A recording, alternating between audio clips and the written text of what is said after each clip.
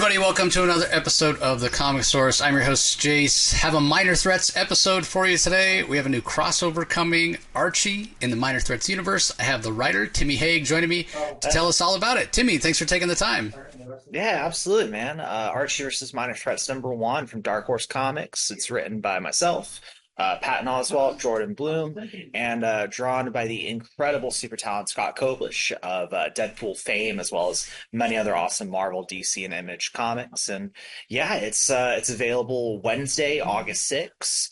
I am so stoked to have it out there for people to check out. It is a absolute love letter to everything Archie Comics and an absolute integral part of the Minor Threats universe, being that it takes place in between Volume 1 and 2 and has so much to do with Frankie Follis, aka Playtime's backstory.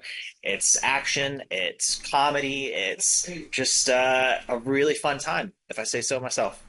Yeah, so everybody, if you're listening to this the day that it drops on Wednesday, the book is out today. So we're going to start off and we're going to kind of go over it a little bit spoiler free, and then towards the end I'll give a warning, but then towards the end we're going to get into a little bit of the story details and the plot. So you'll have a chance, if you haven't read it already, to kind of shut it off, go check out the book, and then come back and finish it up if you haven't had a chance to read it yet. So this idea of Sabrina, we see her in the background on the cover, kind of being the gateway into bringing the Archie characters into Twilight City, I thought was really brilliant. So before we kind of get into that, let's talk a little bit about you coming on to this project in the first place. Timmy, how did you were you approached? Did you pitch it to Jordan and Patton? I'm fortunate to say that I've been hanging around with Patton and Jordan for a while now. I actually have been working in a professional stand with them with their marketing. I've been part of everything in terms of promoting every Minor Threats title, whether it's social media, reaching out to the direct market, aka comic shops, which, for me always makes sense because I'm a retailer myself. So I'm in that world of the direct market. And yeah, I've been, working with them and friends with them for the longest time. And, I've been a writer for Archie for the last 3 to 4 years now. And yeah, we just were hanging out one day and, we were talking about the next 6 months to a year publishing line for Minor Threats. And the idea was proposed of a company crossover with somebody.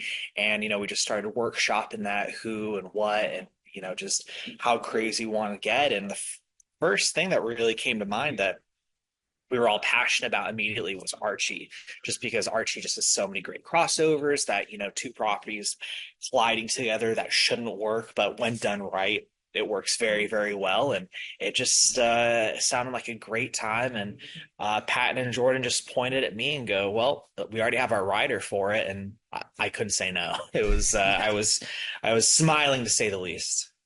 Yeah, I mean, yeah, how are you possibly going to turn that down? But for anybody that, I mean, I think just about everybody has read an Archie comic at some point in their life. I have to admit, it had been a while since I'd read like, more of a traditional Archie book. So, seeing Mr. Weatherby, and it just brought a smile to my face, took me back to my childhood and stuff. But when you think about kind of the sensibility of Archie and the sensibility of Minor Threats, they really couldn't be really further apart. So, talking about doing this crossover, and then they point at you and say, "Okay, you're the guy." Of course, you say yes, but then immediately following that, was it like, "Oh wait, now I actually have to write the thing"?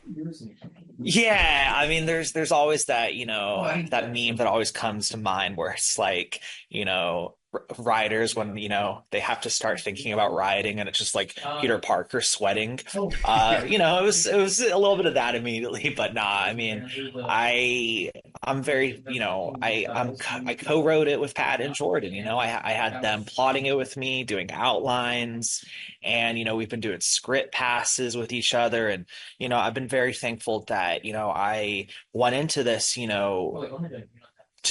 I've come out of it just a completely different writer. I'd like to think I've been elevated in a way thanks to all their help and guidance and mentorship. And it's been a blast from conception all the way to execution, and now the marketing side of things and promoting it. And I mean, it's just a dream come true. And I did, I'm a very laid back, humorous kind of guy.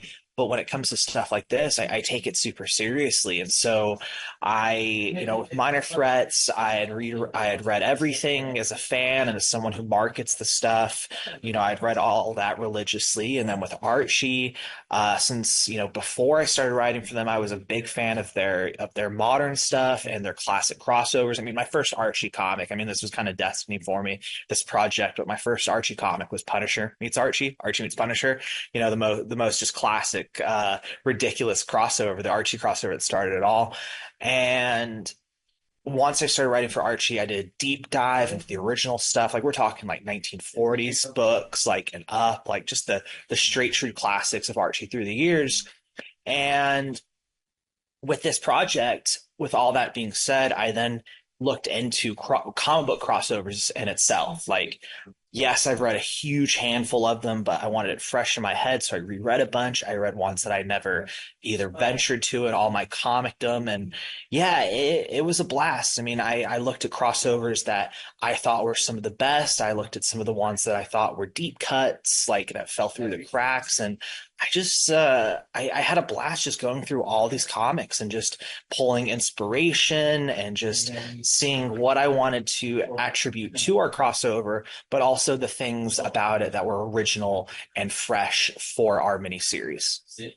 Yeah, one of the things that really strikes me again was that balance. It doesn't necessarily feel like you're reading two different books, but there are two different tones. I mean, yes. Archie a little bit more kind of innocence and kind of over the top, even though Reggie definitely not an innocent. But then when we talk about Minor Threats, we're really talking about kind of ultra violence and harsher language and this and that. So you had experience writing Archie previously. This is your first foray into the Minor Threats universe. Was it fun to be able to kind of cut loose with the scripting and get a little bit more flowery with the language, or was it more on the challenging side? And that's like that was a whole conversation. They swear like it's it is out there, and then having it be on the same panel as Archie characters and like Archie and the gang like be like uncomfortable by it is just such a blast. It's really interesting stuff to like be able to just go, hey, here's a character, Barfly, aka Shit Eater, and here he is on the same page as Josie and the Pussycats and Jughead. It's wild. Yeah, and I mentioned before Sabrina kind of being the impetus for this crossover. She tags along and causes some of the chaos. Was she a character that you had? She's our catalyst. Yeah, because she has a little bit of a different voice, even from within the Archie universe. Yeah, she's a character I've written a couple times very loosely in some traditional digest stuff. Itching to tell a Sabrina story that was a little bit of my own spin on her, something that pays tribute to the modern interpretations as well as the classic, just kind of a mix of everything. And this was the project where I could do that, where I could as you said, cut loose with it. And for me, a big part of that was also incorporating Salem, because one thing we did with this book is no spoilers, but there's a part of it where Salem and Archie have to team up. And that was just something that's never happened before in 85 years of Archie comics, where it was like a, Salem and Archie teaming up. And that was just a blast on its own. Like just being able to create the story that mixes in with the world of Minor Threats and Archie. And it's just, it works. And it's authentic to both properties, and just being something completely original. I mean, for Archie, we were able also to tell a story that's never been done before, which is crazy. After 85 years of Archie, no one's ever really, like you said, innocent world of Archie and like the humor. We have that crossing over to the world of Minor Threats, and then the dark, gritty, C-list superheroes that's like very high, or super villains, hyper violent, crossing over with Archie. And it's just, we've been able to thankfully pull it off where it all makes sense and it flows and it feels very natural. Like it's the same world, but it shouldn't exist, but it does. Yeah. Now you mentioned your collaborator on this, Scott Koblish, the artist. He's the man. Yeah, we're talking about having to go on two different extremes narratively. I mean, this is unbelievable what this guy's done here, because they are two completely different worlds, completely different styles. it almost looks like two different artists. He's able to work in both styles, so he's just done a fantastic job. What's it been like Yeah, working with Scott? he was, I'm fortunate very much to say that he was my first choice for this. And, I got very lucky getting my first pick. And I've known Scott for over a decade, and he was immediately the artist I thought of when it came to this project because years ago he did this Spider-Man Deadpool issue where every page was a different art style. And Koblish is a guy that used to be a Romita Raider back in the day, like with Marvel. And so they trained him to do so many different styles and just be super versatile. And I knew he'd be the perfect guy for this job of being able to have an art style that is the Minor Threats. Scott Hepburn, the co-creator who did Minor Threats with Patton and Jordan. And then also I knew Koblish could do an Archie. And when it came to his Archie designs, I really, we worked on it to the point where it needed to be like fresh and modern, but still like that vintage, that tribute to the homaging of like just classic Archie. And he pulled it off to where it's the best of both worlds. It's classic and modern, and seeing them like in the first 5 pages, the preview pages that are out there, it's very much like besides the first page splash of like the kids like being introduced in Twilight City in a very gigantically catastrophic way. He does such a great job, Koblish, in those 5 pages of doing traditional Archie. And then as you're reading this first issue, seeing those characters, that art design mix into the world of Minor Threats, Twilight City, and seeing, those characters on the same page, same panels, it shouldn't work, but it does. He killed it. I'm very thankful to be working with a guy as talented as Scott Koblish. He rules. Yeah, he really does. Again, it's absolutely fantastic. So, and it's a big cast of characters too. And we're going to get into that a little bit. So now's the time, everybody. If you haven't had a chance to read it, hit pause, go pick it up, check it out, come back, because that had to be a challenge as well. Not only do we have a big cast of characters on the Archie side of things, mixing Sabrina as mentioned, but then on the Minor Threat side, you mentioned this fitting between the first miniseries and second miniseries. Frankie's really out to take out the magic users, which is so interesting because, as you said, Sabrina is the catalyst for the story. She's obviously a magic wielder as well, and that's the whole impetus of her going to try to find this artifact. So I imagine things are going to come to a head between Frankie and Sabrina at some point. I mean, we don't want to get too spoilery, but that dynamic must be coming up, right? Yes, and in a way you won't see coming, which is a lot of fun. I mean, this whole thing, like, we always want to write it in a way where, like, you give the reader what they didn't know they even wanted. And we're doing it in a way where, like, if you see something coming where you think it's going to go, it's going to take a very fun, sharp left into somewhere that is not where you see coming, especially when it comes to Sabrina and Frankie. I can't wait for that confrontation and to have it come in a way not expecting. It's going to make it even more fun. But again, talking about the big cast of characters, Yeah. and trying to stay true to the voices that have come before. I imagine having Jordan and Patton there to help you with that. But how easy was it? Was there any particular character that was the voice you had a little bit tougher time cracking and that sort of thing? Barf, like, both properties have such a big cast of characters. Like, for my first 4-issue miniseries to be not just a intercompany crossover, but it's a crossover with two companies cast of characters. That's a big cast on both parties, and we only add to it. And then by issue 3 we take a really big swing where every character goes somewhere they've never been before, and that's all I'll say. But naturally, like, I've written the Archie characters, to the point now where it all comes pretty natural. And, getting, with Sabrina and that world more in depth than ever, that came pretty natural too. In terms of Minor Threats, the most natural character, and having him team up with Jughead and Josie in issue 2, it really flowed super well. And it's a huge honor to be the first guy to write that character after the Barfly miniseries of this year with Kyle Starks and Ryan Brown. And when it comes to characters that I definitely took a lot more a bit of a, slow and steady approach would definitely be, I mean, obviously Frankie and Scalpel, those are just, it's my best friend's creations, like Right. it's a little nervous, it's a little nervous, but I obviously have them to help guide me and, I would write them and they would help me fine tune the dialogue to be more natural to the characters. Um, Other than that, I'd probably say like Crabbalooey a little bit was a little intimidating just because Alternates is also just another really special book. I think the Alternates, which was Minor Threats' first spinoff, I think that's a criminally underrated book, and it's a very special, powerful book in my opinion. It deals, a lot with, just it's a support group book, and so it's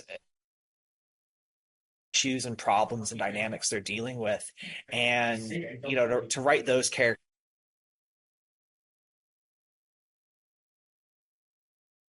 helped me. So it flowed pretty well soon after. But yeah, it's been such a blast playing with all these characters. I mean, I never say no to hanging out with Archie and the gang, and now to hang out with the creators of Minor Threats and write their characters with them. It's a dream come true. Yeah, and to see Archie and his gang thrown into to Playtime's gang, right? Like, Yeah. again, not to get too spoiler everybody, but yeah, that first meeting, and she assumes they're new henchmen, and that's why she hasn't seen them before, and it leads to that final splash page on the first issue where we see them, we see Frankie attacking, or Playtime attacking magic users and what have you, with this going up against this new character Top Hat, who's sort of called this meeting of magic users in the Minor Threats universe to kind of fight back against Frankie's desire to kind of see magic users go away. I don't remember having seen Top Hat before in the Minor Threats universe. Yeah, is this a new character? We all co-created them for this miniseries, which was a blast to be able to to add to the Minor Threats mythos. Top Hat, he's going to play a big part with Frankie's origin, her childhood, and Riverdale is, this innocent town, this perfect town where everyone can have, just the ideal teenage, Americana experience. And so to have that clash with Frankie, who didn't have that at all. I mean, her mother's a supervillain. She was, a teenage criminal. All she's known is crime. We've used Top Hat as a way to bridge everything together. As much as Sabrina is a catalyst, so is Top Hat. I mean, if Sabrina's the good magic catalyst, Top Hat is absolutely the evil element of it that brings it all together. And essentially, he is a magic junkie. He's addicted to magic, and he is, a stage magician type aesthetic. But he wants the same mystical artifact that Sabrina the Teenage Witch wants. And, in classic, everything's got to have its polar, opposites when you're dealing with good and evil. Sabrina wants the artifact for something wholesome, like, being able to go to a school dance, so if she brings it to the school dance, then any human can accompany her, aka, her teenage love, Harvey Kinkle. Top Hat wants it because it's the ultimate high. He consumes this mystical artifact, which is the Five Fingers of Merlin. He gets transformed into becoming this all mystical being, which is something, he'll use to be on top in Twilight City, something he can use to combat anybody like Frankie, who's waging a war on magic. And the way we've set it up is Top Hat knows Frankie and knows who she is. Doesn't know quite yet at first that she is Playtime, but he pieces it together very quickly. And Frankie has no idea that this person, organizing this mystical camaraderie of, fighting back, is someone she knows from her childhood, someone that triggers something very, more anger within her, which, since this takes place after volume one, Frankie already has so much anger in her. She just dealt with the events of volume one, where now she has trauma and dealing with, everything that happened with, Stickman and Insomniac. And now she's getting thrown into the worst kind of trauma, childhood, childhood trauma. Yeah, let's talk a little bit about deciding to set it between the first and second. A little bit of a challenge. Totally. Because I mean, and this would never happen, but part of me, when I saw, especially when I see that final page, I'm like, Archie is so wholesome. You used the word before describing Sabrina's motivations, but it's completely true of a lot of the Archie characters. So, in a perfect world, hey, if we want to end this on sunshine and rainbows, which we'd never do with a minor threat story, but, No. just kind of spitballing here. If we wanted that, it would be Archie rubbing off on Playtime rather than, the other way around. I mean, imagine, eventually going to go their separate ways at the end of this. But it's interesting. I mean, whenever you set a story kind of between things, you got to make sure that when that story ends up, it leaves them in a place that leads into the story that we've already read. So again, with you and Patton and Jordan working on this together, obviously you're all very familiar, but it must have provided some challenges. Yeah, I mean, we got to leave it in a way where it makes everything play out to a point where it all makes sense, right? For Right. volume Yeah. two.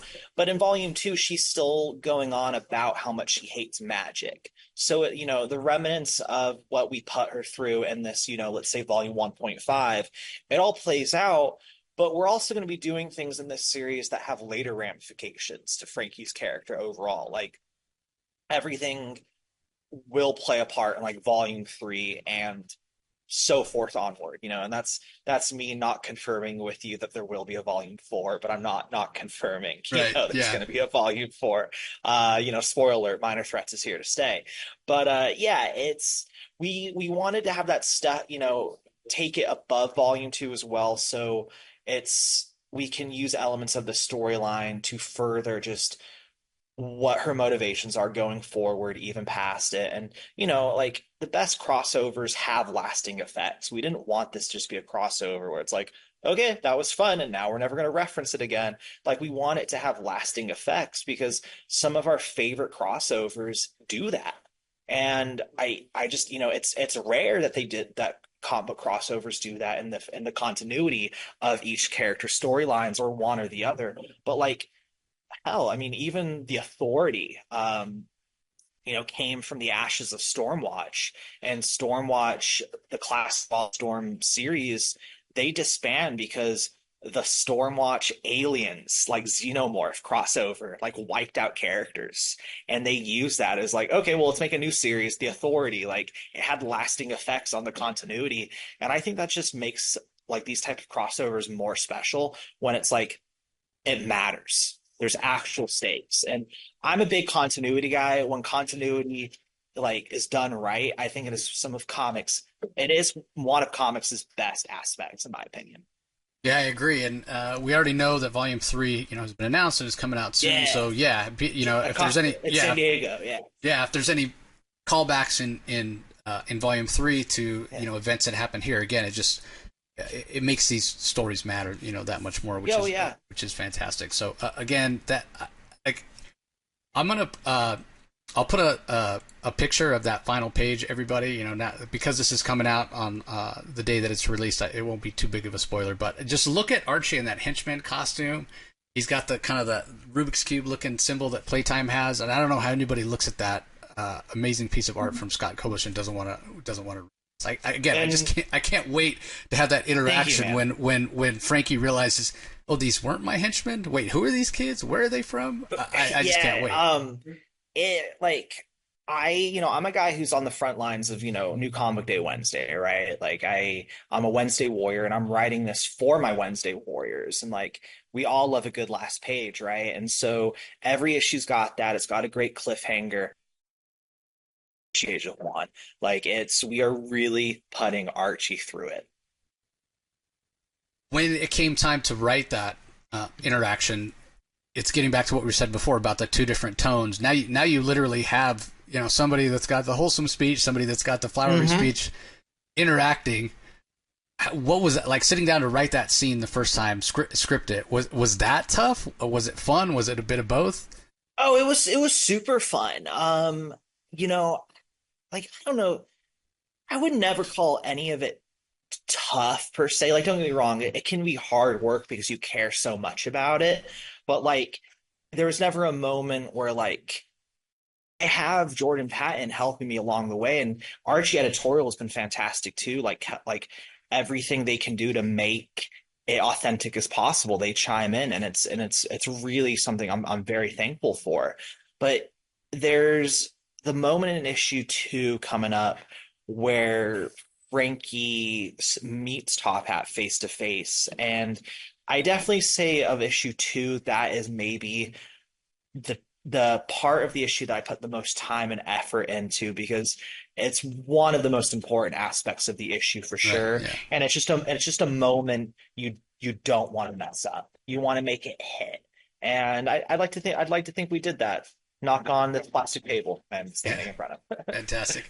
Well, again, everybody, Archie versus Minor Threats out in comic shops this week, August 6th. If you haven't had a chance to check it out, definitely go pick it up. And on that note, once you check it out, I'm sure you're going to want to jump on for the other 3 issues that are coming.